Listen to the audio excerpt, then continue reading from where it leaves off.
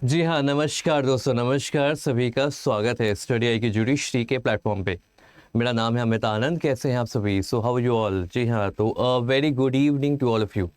Good evening कहते हुए आज हम शुरुआत करने वाले एक बहुत ही अहम टॉपिक का, जो कि हर लॉ स्टूडेंट को जानना चाहिए। अगर आप लॉ कर रहे हैं, एलएलबी 3 इयर्स कोर्स में हो, एलएलबी 5 ईयर कोर्स में हो, या तो आप एडवोकेसी में हो, प्रैक्टिस कर रहे हैं, लिटिगेशन कर रहे हैं, या फिर आप जुडिशरी या एपीओ की तैयारी कर रहे हैं, आप सभी को लीगल मैक्सिम जानना बहुत ही ज़रूरी है, क्योंकि ये कानूनी भाषा है। इस कानूनी भाषा की जानकारी होना हर लॉ स्टूडेंट का अधिकार भी है और उनकी ड्यूटी भी है। तो आज हम जानते हैं टॉप के 25 लीगल मैक्सिम्स, जो आज नहीं तो कल आपको ज़रूर काम आएगा। तो सबसे पहले तो वीडियो को लाइक कर लीजिए, वीडियो को शेयर कर लीजिए अपने दोस्तों के साथ, और अगर आप हमारे चैनल पे पहली बार आ रहे हैं तो सब्सक्राइब भी ज़रूर कीजिएगा। साथ ही साथ एक छोटी सी अनाउंसमेंट है। 27 मार्च को दोपहर के 3 बजे आपकी लाइव सीरीज चलने वाली है न्यू क्रिमिनल लॉज की।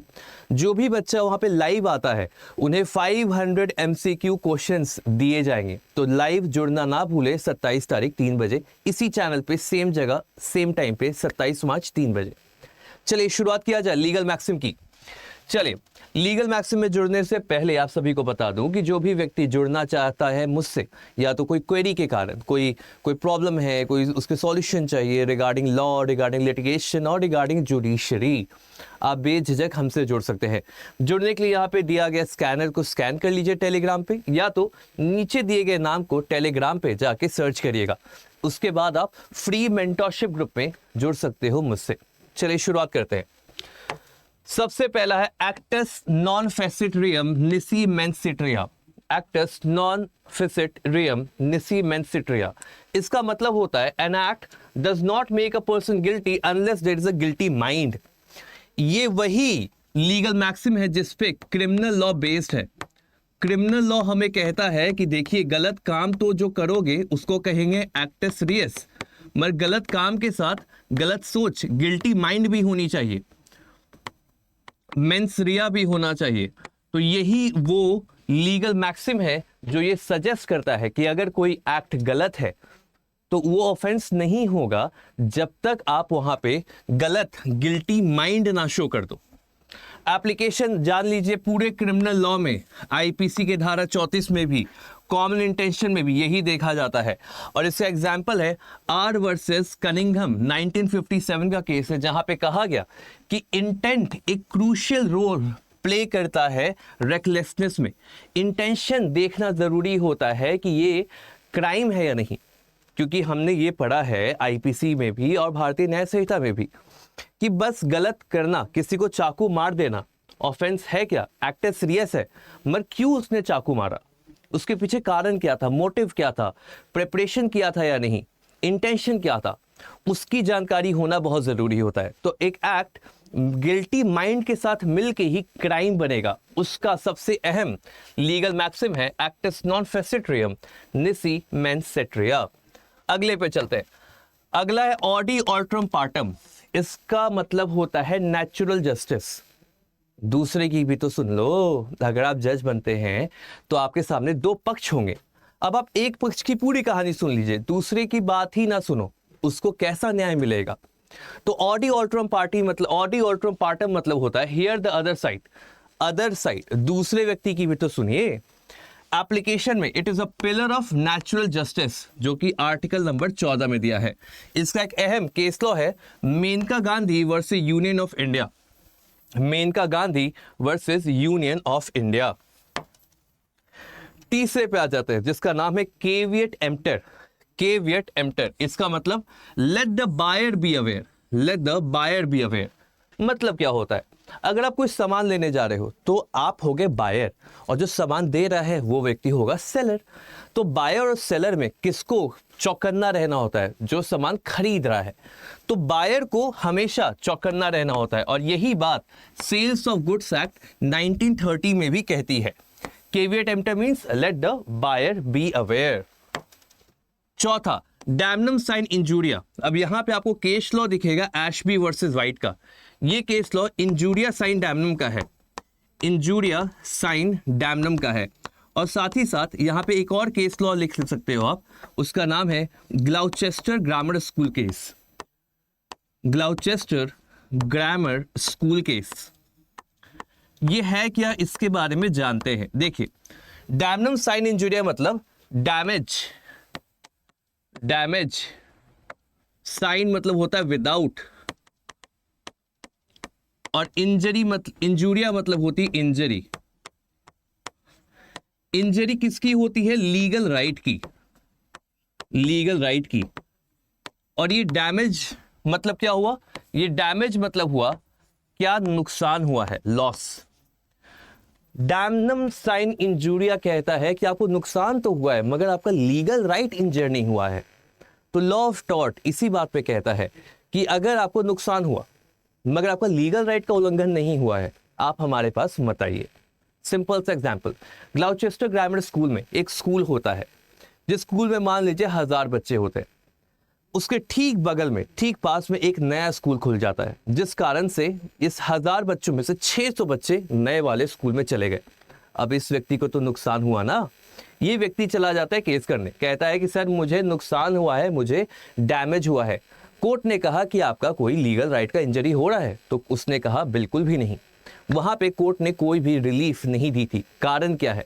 कारण ये है कि हम लीगल राइट को बचाते हैं, आपके हार्म को नहीं। अगर आपको चोट पहुंची है कोई बात नहीं, लीगल राइट अगर इन्फ्रिंज हुआ है तब हम आपको कंपनसेशन दिलाएंगे। वही दूसरा केस है इंजुरिया साइन डैमनम, इसे अभी हम आगे पढ़ने वाले हैं। इसका मतलब होता है इंजरी विदाउट डैमेज, जहां पे आपको कोई नुकसान नहीं हुआ है मगर आपके लीगल राइट का उल्लंघन हुआ है, और कोर्ट आपके लीगल राइट को सेफगार्ड करता है, ना कि आपके नुकसान को। अगर लीगल राइट के साथ डैमेज भी हुआ तब मिलेगा कंपनसेशन। अगर लीगल राइट डैमेज हुआ है मगर आपको नुकसान नहीं हुआ, कोई डैमेजेस नहीं हुए, तब भी आपको कंपनसेशन मिलेगा। बट आपको डैमेज हुआ है, लीगल राइट आपका तस का तस है, कुछ भी बदलाव नहीं हुआ, तब आपको कोई कंपनसेशन नहीं प्रदान किया जाता है। यही बात कहता है no remedy unless a legal right is breach. जब तक आपका लीगल राइट का उल्लंघन नहीं होगा तब तक हम आपको कोई भी रेमेडी प्रदान नहीं करेंगे। अगले पे आ जाए, एक्स पोस्ट फैक्टो, after the fact prohibits retrospective criminal laws under the article 20 clause 1। आज के समय कोई कानून बने, आज के समय कोई कानून बने और 2 साल पहले किसी ने ऑफेंस किया और वो कानून उस व्यक्ति पे लग जाए, मतलब जो चीज एग्जिस्ट ही नहीं करती वो किसी पे लागू कैसे होगी? वैसे ही यहां पे आर्टिकल 20 क्लॉज 1 कहता है कि कभी भी क्रिमिनल लॉज रेट्रोस्पेक्टिव इफेक्ट से नहीं आते। मतलब मान लो यहां पे आज की तारीख है 24 मार्च 2025, आज की तारीख में कोई कानून आता है तो ये आगे के लिए लागू होगा, ना कि पीछे के लिए। पीछे नहीं लगता, आगे लगता है। अगर पीछे लगेगा तो उससे आप कहोगे रेट्रोस्पेक्टिव, अगर आगे लगेगा तो उससे कहिएगा प्रोस्पेक्टिव, प्रोस्पेक्टिव। और इसी को दर्शाता है एक्स पोस्ट फैक्टो, मतलब after the fact, after the fact. Ignorance या जूरिस नॉन एग्जीक्यूट, जो कि ज्यादातर लोग क्लेम करते हैं। क्या करते हैं? गलत साइड गाड़ी चला रहे, मान लो आप गए यूएस या तो यूनाइटेड किंगडम चले गए, यहां पे तो आपको बाएं साइड गाड़ी चलाने की आदत है, आप वहां पे भी बाएं बाएं गाड़ी चला रहे हैं। अचानक आपको पुलिस ने पकड़ लिया कि रुको रुको रुको, ये क्या कर रहे हो? तो आपने बताया कि सर मैं तो इंडिया से हूं, मुझे तो पता है कि बाएं साइड गाड़ी चलती है। अब वहां पे यूके के वो पुलिस ऑफिसर कहेंगे कि नहीं सर, यहाँ पे दाएं साइड चलती है गाड़ी। तो आप वहां पे ये बोल सकते हो कि सर मुझे तो नहीं पता, मुझे तो लॉ नहीं पता यहाँ का। तो कभी भी याद रखिएगा कि अगर आपको कोई कानून नहीं पता, ये एक एक्सक्यूज नहीं होता है। Ignorance of law is not excuse.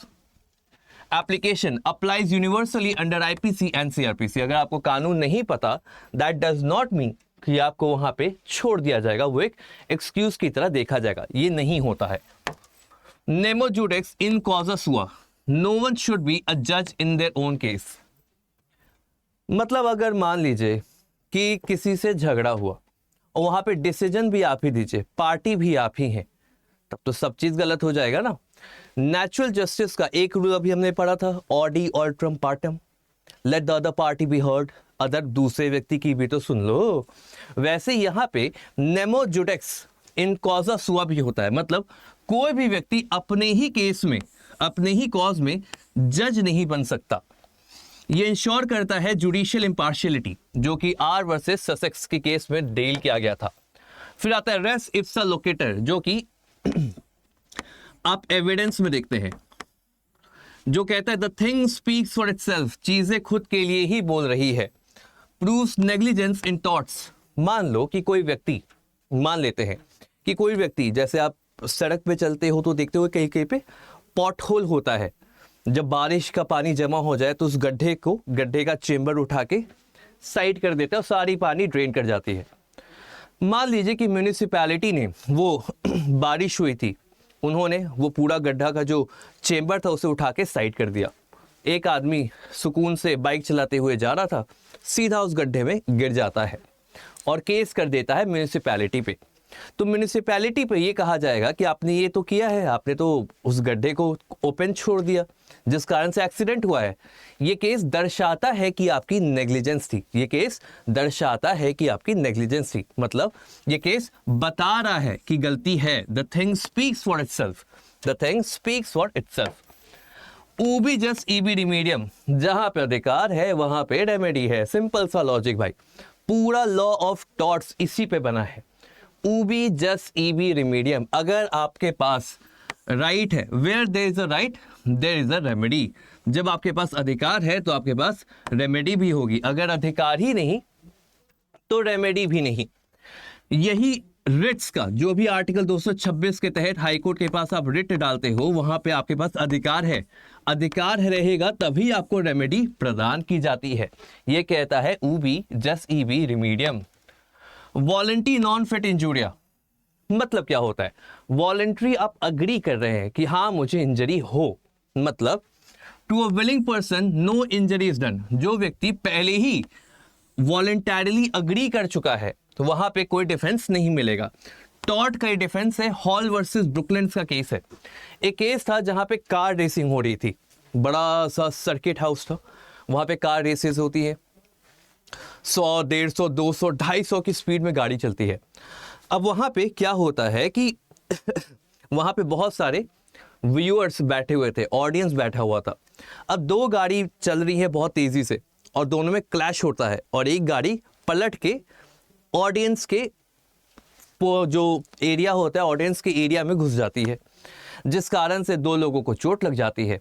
वो फिर केस करते हैं। तो यहाँ पे ये माना गया कि आपको पता था ना कि एक्सीडेंट हो सकता है, यहाँ पे डेंजरस एक्टिविटी है, तो अगर आप वहां पे फिर भी टिकट लेके आए हैं, मतलब आपको पता है, आप वॉलंटरी अग्री कर रहे थे कि यहाँ पे चोट लग सकती है और उस कारण से आप कोई भी क्लेम नहीं कर सकते कंपनसेशन का। इसे कहते हैं वॉलंटरी नॉन फिट injuria. Qui facit per alium facit per se, he who acts through another does the act himself, जो कि एक बहुत कोर प्रिंसिपल माना जाता है मास्टर एंड सर्वेंट का। मान लीजिए master and servant, principal and agent. मान लो कि आप मास्टर हो, मैं आपका सर्वेंट हूं। मैं गया आपने कहा कि सुनो ये गाड़ी की चाबी लो और जाके मेरे घर वालों को लेके आ जाओ, कहीं से पिक करके लेके आ जाओ। अब मैं जा रहा हूं, वहां पे जाते जाते कहीं पे मैंने एक्सीडेंट कर दिया, या तो आपने जो कर्तव्य दिया था उस कर्तव्य को फॉलो करने में, उस ड्यूटी को फॉलो करने में मुझसे कुछ एक्शन हो गया। इसके लिए क्या मैं रिस्पॉन्सिबल हूंगा या आप भी होंगे? तो ये लीगल मैक्सिम कहता है ही हू एक्ट्स थ्रू अनदर, ही मतलब मास्टर, अगर वो अपना काम करा रहा है किसी और से तो वो भी उसके लिए लायबल होगा, जो कि वाइकेरियस लायबिलिटी का बेस माना जाता है टॉर्ट्स में। Respondent superior, let the master answer, यहां पे कहता है let the master answer. Same example, master servant का रिलेशन है, वहां पे हम पॉकेट थ्योरी लगाते हैं कि अगर कोई मास्टर है, उसके कहे पे कोई सर्वेंट कोई भी काम कर रहा है और बाद में वहां पे कोई भी दिक्कत होती है तो रिस्पोंडेंट सुपीरियर होगा, मतलब वो जो एम्प्लॉयर होगा उसकी लायबिलिटी होगी एम्प्लॉय के एक्शन के लिए। एम्प्लॉयर की लायबिलिटी होती है एम्प्लॉय के एक्शन के लिए। इंजूरिया साइंडैमनम, जिसका केस मैंने पहले बताया था एशबी वर्सेस वाइट होता है, ये केस यही कहता है कि अगर आपके लीगल राइट का उल्लंघन हो रहा है, इंजरी विदाउट डैमेज, डैमेज मतलब होता है नुकसान, और इंजरी मतलब होता है आपका लीगल राइट। अगर आपका लीगल राइट का इंजरी हो रहा है, इंजरी विदाउट डैमेज, अगर आपका लीगल राइट का उल्लंघन हो रहा है बट आपको कोई नुकसान नहीं हुआ, मान लीजिए कि आप मोदी जी को वोट करना चाह रहे थे, ठीक है, और मोदी जी को वोट करना था, दूसरे साइड राहुल गांधी जी थे, आप चाह रहे थे मोदी जी को वोट करना। अब आप जब जा रहे थे वोट करने, आपको रोक दिया गया किसी भी कारण से कि तुम वोट नहीं दोगे, आपने वोट नहीं दिया, 10 दिन के बाद रिजल्ट आता है तो मोदी जी जीत गए, आपको कोई नुकसान हुआ क्या? कुछ नहीं, क्योंकि आप जिसे जिताना चाहते थे वो तो जीत ही गया। मगर आपका लीगल राइट टू वोट क्या हुआ? आपका उल्लंघन हो गया। तो क्या आप कोर्ट जा सकते हैं? तो इसका जवाब है हाँ, क्योंकि आपका लीगल राइट जरूरी है, डैमेज हो या ना इसका कोई भी जरूरत पॉइंट नहीं आता है, आपका लीगल राइट इंजर होना जरूरी होता है। सैलस पॉपुली सुप्रीमा लेक्स, मतलब लोगों की भलाई, welfare of people is the supreme law. Article 21 को हम पब्लिक पॉलिसी में जानते हैं right to life and personal liberty में। तो यहां पे माना जाता है कि अगर कोई व्यक्ति कभी भी जजमेंट आता है, जज जब भी जजमेंट देते हैं लोगों की भलाई को देखते हुए देते हैं, वेलफेयर ऑफ पीपल सबसे मेन लॉ है, सुप्रीम लॉ है। तो इस बात को कौन सा लीगल मैक्सिम दर्शाता है? दैट इज सैलस पॉपुली सुप्रीमा लेक्स। फिएट जस्टिशिया रूअट केलियम, let justice be done through the heavens fall. कुछ भी करके न्याय दिलाओ, कहते हैं ना कि न्याय चाहिए, हमें बस न्याय चाहिए, कुछ भी करके न्याय दिलाओ। किसी से भी माफी मंगवाना है मंगवाइए, किसी को सजा देना है दो, मगर न्याय होना चाहिए। उसको दर्शाता है फिएट जस्टिशिया रूअट केलियम, लेट जस्टिस बी डन। भले ही स्वर्ग नीचे आ जाए मगर न्याय होना चाहिए। अपहोल्ड करता है जस्टिस सभी के सामने। फिर आता है लेक्स नॉन कोजिट एड इम्पॉसिबलिया, the law does not compel the impossible. अब आपको सिंपल सी बात, आपको मैं बोलूं कि जाके चांद को टच करके आ जाओ आधे घंटे में, क्या ये पॉसिबल है? नहीं, ख्यालों में पॉसिबल है, प्रैक्टिकलिटी में इट इज नॉट पॉसिबल। तो यहां पे कहता है लॉ कभी भी किसी को इम्पॉसिबल करने के लिए कंपेल नहीं करेगा। और यही चीज डिफेंस भी है कॉन्ट्रैक्ट में, सेक्शन नंबर 56 में, धारा नंबर 56 में डिफेंस भी माना जाता है। एक्शियो पर्सनलिस मॉरिटर कम पर्सोना, a personal action dies with the person. एक व्यक्ति जिसके पास अधिकार है, राइट टू सू, अगर वो व्यक्ति मर जाता है उसके साथ वो राइट टू सू भी मर जाएगा। बट अगर वो राइट टू सू उसके लीगल रिप्रेजेंटेटिव, उसके बेटा बेटी या किसी व्यक्ति के पास चला जाए तब सूट वैसे ही चलता है।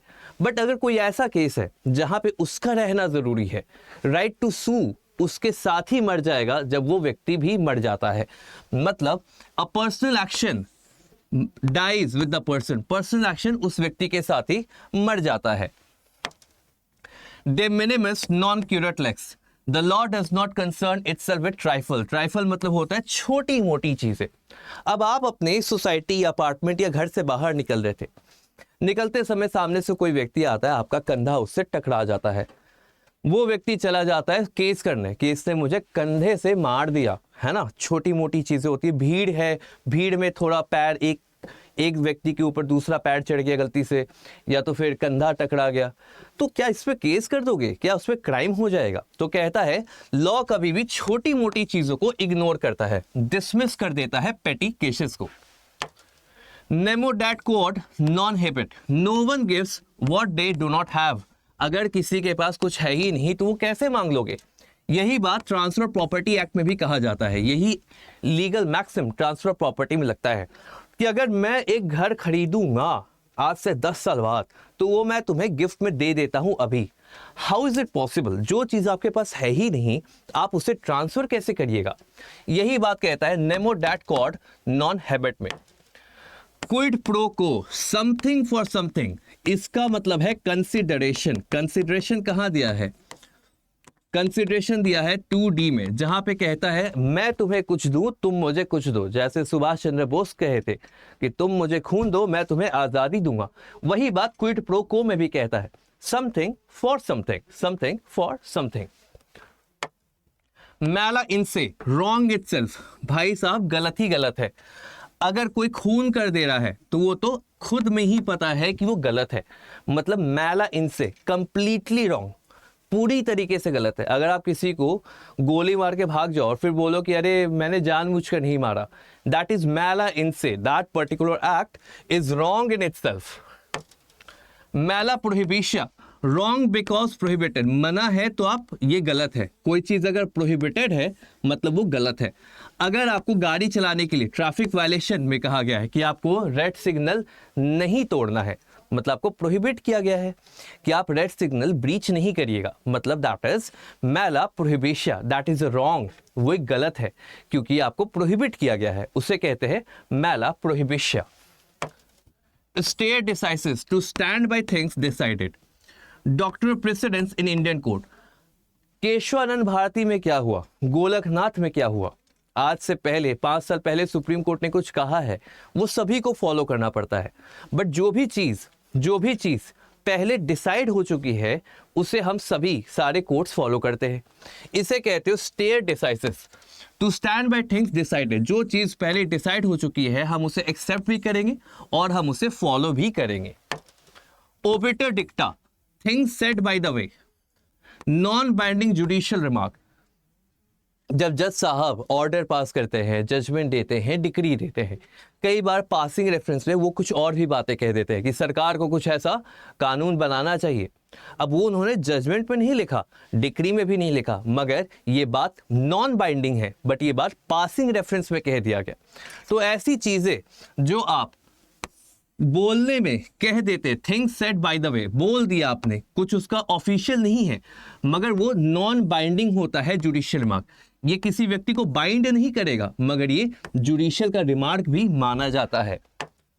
रेशियो डिसेंडाई, the reason for deciding. Judgement अगर दे दिए तो लिखित में बताओगे ना मैंने ये जजमेंट क्यों दिया है, तो उसे हम कहते हो रेशियो डिसेंडाई। जो रीजन है, the reason for such decision, application, binding part of judgement, Donoghue versus Stevenson, ये एक लैंडमार्क केस भी है। यहाँ पे कहता है कि अगर कोई भी जजमेंट आप देते हैं तो आपको वहाँ पे अपना रेशियो डिसेंडाई देना जरूरी है। आपको बताना है कि आपने ये जजमेंट क्यों दिया, उसके पीछे का रीजनिंग क्या है, ये बताना अनिवार्य होता है। ये है आपके टॉप के 25 लीगल मैक्सिम। आई होप कि लीगल मैक्सिम आपने नोट कर लिए हों, इसे याद भी कर लीजिएगा, समझ भी लीजिएगा। मैंने आपको मीनिंग भी बताया है, लीगल मैक्सिम बताया है।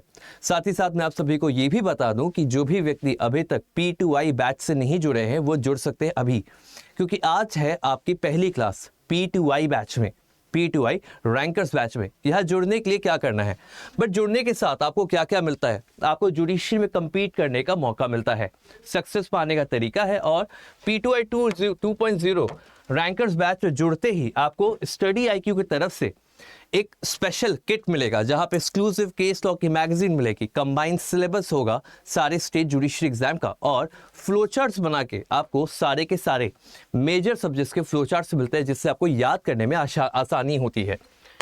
इसमें जुड़ने के लिए आपको क्या करना है ये भी देख लीजिए। जुड़ने के लिए आपको दिए गए नंबर 76400300 पे कॉल करना है। क्या है नंबर? 76400300। इस नंबर पे कॉल करने के बाद मैं एक बार नंबर फिर से कह देता हूं आप सभी को ताकि आपको क्लैरिटी हो जाए। इस नंबर पे कॉल करने के बाद 76400300 पे कॉल करने के बाद आप यहाँ पे सीधा अपना नाम बताइएगा कि आपको ये नंबर किसके द्वारा दिया है और अपना नाम बता देना। आप बता दीजिएगा कि आपको ये नंबर अमित सर के द्वारा प्राप्त हुआ है, मेरे द्वारा प्राप्त हुआ है, और साथ ही साथ आप अपना स्पेशल कोड Y707 याद रखिएगा। इस कोड को लगाने के बाद जो बैच आपको 36,000, 37,000, 38,000 का दिख रहा होगा वो आपको 29,999 रुपये मिल जाएगा आज अभी इसी वक्त, जहां पे प्रीलिम्स से इंटरव्यू तक आपकी तैयारी होती है और आपके रैंक लाने के लिए आपको पढ़ाया जाता है। तो दिए गए नंबर पे कॉल करें, अपना नाम बताइए, फिर ये बताइए कि आपको ये नंबर किसके द्वारा प्राप्त हुआ है और अपना स्पेशल कोड Y707 याद रखिएगा। आई होप कि आपको ये सेशन समझ आया हो और आपको सेशन ये पसंद आया हो। इन सारे लीगल मैक्सिम्स को दोबारा याद जरूर कर लेना। मिलते हैं अगले वीडियो में, तब तक के लिए रखें ख्याल, टेक केयर, जय हिंद।